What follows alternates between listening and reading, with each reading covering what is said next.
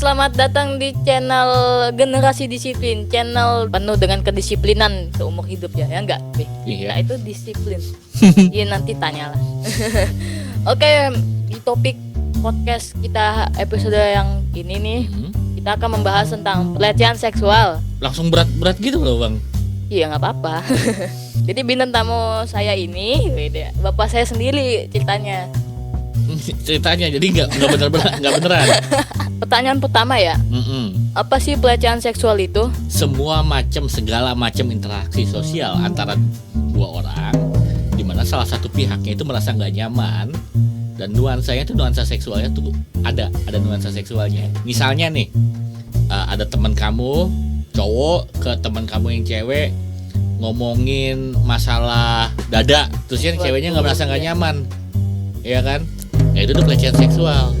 Kalau misalnya teman kamu cowok nih maksa nyium teman kamu yang cewek, itu pelecehan seksual apa enggak? Ya termasuk. Kenapa bisa begitu? Karena dipaksa-paksa gitu. Karena dipaksa itu gara-gara apa? Nggak ada apa? Oh, Consent. Konsep. CONSENT. Kerelaan, keikhlasan, apalagi tuh? Keikhlasan, kerelaan. Cuman masalahnya konsen itu hanya bisa diberikan pada orang yang udah cukup umur. Anak-anak seumur kamu belum bisa ngasih konsen, makanya nggak ada itu namanya seks suka sama suka antara dengan anak di bawah umur, karena anak di bawah umur nggak bisa ngasih konsen. Ya kan, tanpa konsen namanya pelecehan. Bagaimana bisa muncul pelecehan seksual itu? Banyak orang salah sangka nih bang, menyangka bahwa pelecehan seksual itu muncul dari hawa nafsu. Hawa nafsu. Hawa nafsu seksual. Padahal enggak, salah besar kalau menyangka pelecehan seksual itu awalnya dari hawa nafsu. Apa dong? Pelecehan seksual itu terjadi, satu-satunya alasan terjadi pelecehan seksual adalah karena ada pelaku pelecehan seksual. Iya nggak? Pelaku pelecehan seksual. Kalau misalnya nggak ada pelaku, nggak ada pelecehan seksual. Kalau nggak laku, kalau nggak ada pelaku. Kalau nggak laku. Oh, nggak ada pelaku. Iya kan? Kalau nggak ada pelaku berarti nggak ada kejahatan. Ya nggak? Kenapa sampai terjadinya pelaku itu melakukan pelecehan seksual? Nah ini nih sebenarnya pertanyaan kamu. Pertanyaan kamu kan sebenarnya jadi kenapa? Apa yang menjadi dasar pelaku melakukan pelecehan seksual? Ya nggak? Iya betul itu. Dan kamu seperti sebagian besar orang salah nyangka bahwa pelaku pelecehan seksual melakukan itu karena tidak bisa menjaga hawa nafsu, ya kan? Itu salah besar. Jadi yang benar apa itu? Problem utama dari pelecehan seksual adalah relasi kuasa. Apa itu? Relasi kuasa. Nah, kamu ngerti nggak relasi kuasa apaan? Maksudnya relasi kuasa itu kayak yang lebih lemah sama lebih kuat gitu, itu bukan sih? Benar banget bang. Ada kekuasaan yang tidak seimbang antara korban dengan pelaku. Itu aja.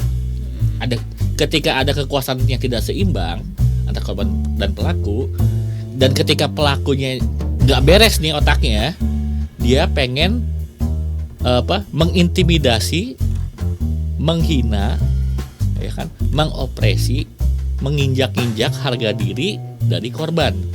Jadi pelecehan seksual itu motivasinya bukan nafsu seksual, tapi nafsu untuk menguasai dan menindas dan menginjak-injak harga diri.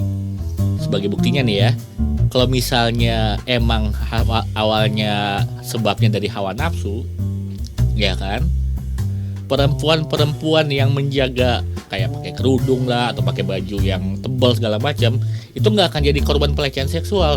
Problemnya bang, perempuan yang pakai baju sopan, baju tebal, pakai kerudung segala macam tetap jadi korban pelecehan seksual. Jadi bukan karena nafsu, kebenaran nafsu, tapi karena pengen menindas, ya kan? Iya benar. Lebih pada relasi kuasa. Kalau yang pakai pakaian terbuka itu biasanya berani untuk lawan, ya kan ya? Nggak tahu juga bang. Nggak tahu juga. Nggak tahu. Iya, karena ketika ini ya, terus terang kita berdua mungkin akan sedikit kemungkinannya untuk mengalami pelecehan seksual ya bang ya.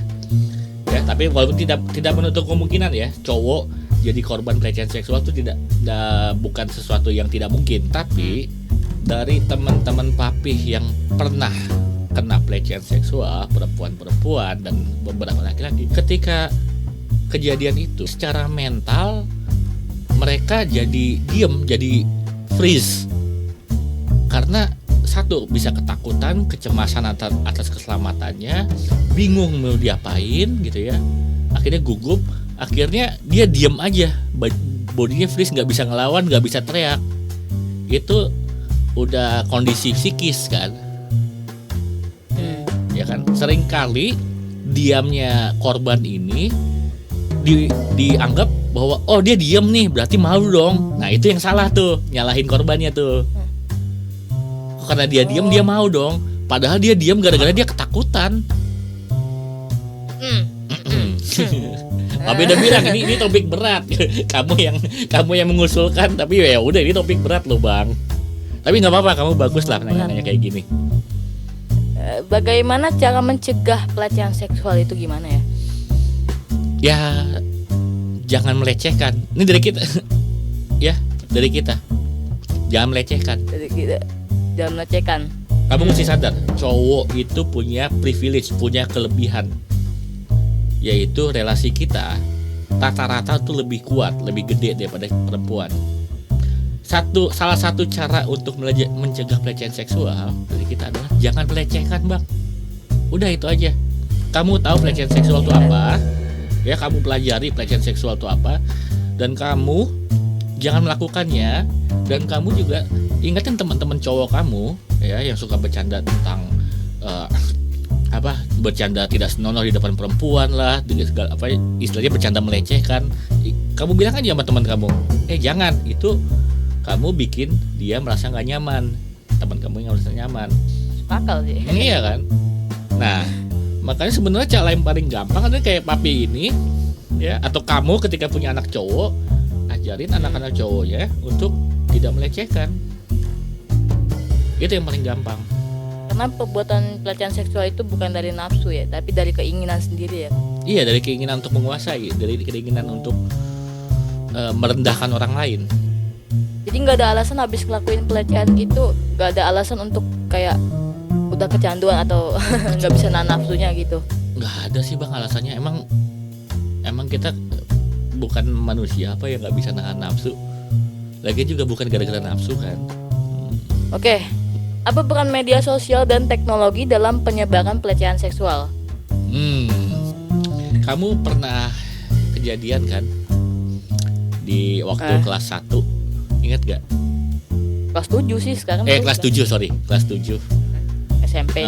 Yang di sekolah kamu yang lama, di WhatsApp grup murid-murid, apa yang terjadian ketika ada salah satu teman kamu yang sharing stiker gak senonoh, perempuan gak senonoh. Apa yang terjadi tuh ya bang? Coba kamu cerita deh. Jadi apa yang terjadi? Ada teman kamu, sebut aja X gitu. X gitu. Kayak belajar MTK sih. Iya, terus? Itu X nge-share stiker dia, stiker dari cewek yang telanjang, pakai baju sebenarnya. Nggak pakai baju. Terus apa yang terjadi berikutnya? Dan cewek-ceweknya tuh kayak diem aja. Iya, karena mereka cowok-cowoknya banyak yang iya cowok-cowoknya. Yang cowok-cowoknya tuh banyak yang ketawa. Yang cowok-cowok tuh banyak yang ketawa, tapi yang cewek-ceweknya tuh diem aja, nggak ada yang komen apa-apa. Iya, apa yang kira-kira kalau misalnya kamu belajar empati nih, kira-kira apa yang dipikirkan sama teman-teman cewek kamu? Nyaman sih enggak kayaknya sih. Ya pasti enggak ya. Terus dia pengen protes? Iya. Mungkin nggak protes? Nggak bisa. Nggak mungkin juga kayaknya. Kenapa nggak mungkin? Takut kali. Nah itu dia, takut karena relasi kuasa si temen cewek kamu kalah sama dari temen cowok kamu yang sharing itu kan? Iya, kalah kuasa gitu kan. Relasi kuasanya lebih dikit, lebih rendah gitu. Sedangkan kamu merasa tidak mempunyai masalah dengan relasi kuasa, apa yang kamu lakuin? Ini apa lucunya ya? Apa ngecat gitu? Iya, terus? Ini apa lucunya ya? Boleh tanya ke Bu Ye gak? Apa lucunya? Temen-temen kamu panik, yang cowok-cowok panik ya? Wah. sebenarnya Iya. kalau dipikir-pikir gambar perempuan telanjang tuh apa lucunya? Ya enggak? Iya. Hahaha, kan apa ketawanya apa WK ketawa kampungan lah pokoknya. Awok-awok gitu. Hah? Iya kan? Terus ya ketika ditanyakan di mana lucunya, mereka nggak bisa jawab karena sebenarnya itu nggak lucu. Itu sebenarnya cuman gue menghina wanita, intinya gue menghina perempuan, dan itu menyenangkan, dan itu yang bikin gue ketawa adalah gue menginjak-injak perempuan. Bener nggak kayak gitu? Menurut yang apa ya? Kayaknya yang menurut yang nge-share stiker itu ya. Tuh kayak gitu tuh keren kayaknya menurut dia. Iya, menghina perempuan tuh keren menurut dia. Dan ketika kamu Iya. tanyakan, ini lucunya di mana? Dia bingung sendiri akhirnya kan? Iya. Iya nggak? Dan itu lumayan sih, papi bangga banget sih ketika kamu ngomong kayak gitu tuh. Itu kami ketawa-ketawa. Tapi akhirnya kamu laporin nggak sih? Enggak ya? Enggak, cuman takut-nakutin doang. Oh. Tapi itu juga sih bang ya. Kan nih tadi kamu pertanyakan peran sosial media, salah satunya WhatsApp itu tuh, kayak stiker-stiker telanjang kayak gitu, ya kan? Pelecehan seksual. Iya. Juga ada pernah kejadian teman papi, dia posting gambar anak perempuannya umur 5 tahun, dan itu pun komentarnya kena pelecehan seksual dari kaum pedofil, kaum yang suka sama anak kecil. Anak 5 tahun. Anak umur 5 Menarik tahun ya. kena pelecehan. Anak 5 tahun. Bener, sakit kan bang kayak gitu bang. Sosial media Iya, oke. ya itu emang bisa dipakai untuk melecehkan jarak jauh, apalagi dengan akun anonim tanpa ada pertanggungjawaban, tanpa ada kalau bisa bahasa keren tuh repercussion itu nggak ada. Itu tuh yang perlu perlu kita bully. Dibully. Itu papi ngebully tuh gimana? Tapi yang jelas papi nunjukin ke orang-orang bahwa ini salah. Lu melakukan pelecehan seksual itu salah dimanapun, entah di dunia nyata atau di dunia maya. Apakah papi mempunyai sahabat, teman dekat ataupun pacar, Pacar papi, Yang pernah mengalami- pacar papi cuma satu gitu loh. Iya, yang pernah mengalami pelecehan seksual. Setiap perempuan teman papi itu paling nggak pernah sekali gitu, minimal sekali mengalami pelecehan seksual. Semua teman papi yang cewek, Semua ya? semua teman papi yang Semua. cewek, entah kenapa ya, cowok-cowok di Indonesia itu begitu bodohnya sehingga satu cewek itu paling nggak pernah sekali kena pelecehan seksual. Itu kan berarti kaum cowok kita goblok banget ya. Satu-satunya cara untuk menurunkan pelecehan seksual ya kayak papi ke kamu ini, ngajarin lu jangan ngelecehin ya di cowok.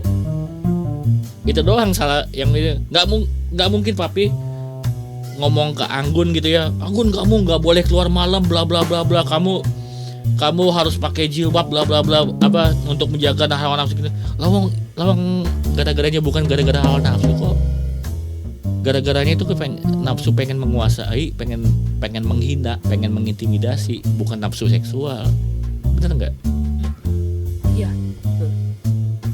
Nah, sekarang gini bang, kalau misalnya teman kamu nih ada yang curhat, entah itu di WhatsApp atau di sosial media lainnya segala macam, kalau dia sedang trauma menghadapi karena mengalami pelecehan seksual, apa yang kamu lakuin? Yang abang lakuin apa ya? Aku juga agak bingung sebenarnya sih. Kenapa belum pernah dapat curhatan kayak gitu? Ya, kalau misalnya ada deh, kira-kira apa yang? Ya kalau misal abang yang abang bisa lakuin ya? Hmm. Ya. Kalau dia nggak berani ngelawan ya? Iya, dia yang udah curhat nggak gitu ya? ngelawan. Hmm. Apa yang bisa kamu lakuin? Ini udah kejadian nih, Jadi harus diapain ya?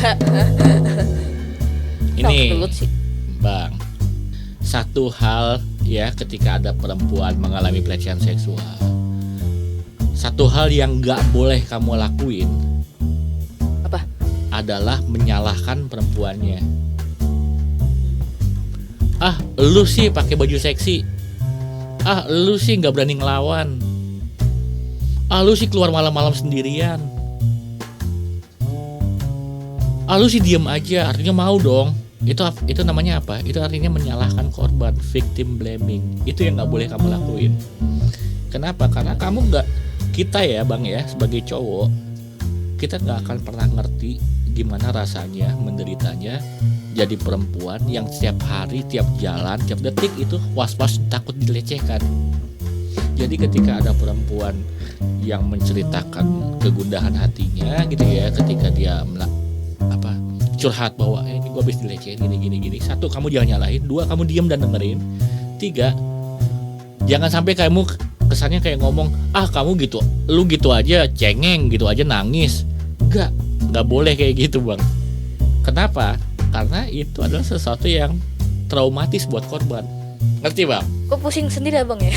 Papi udah bilang topiknya berat. Kamu yakin? Oke, sekian dulu podcast Generasi Disiplin episode 1 ini ya. Jangan lupa like, komen, dan subscribe. Share jika bermanfaat. Oke, dadah.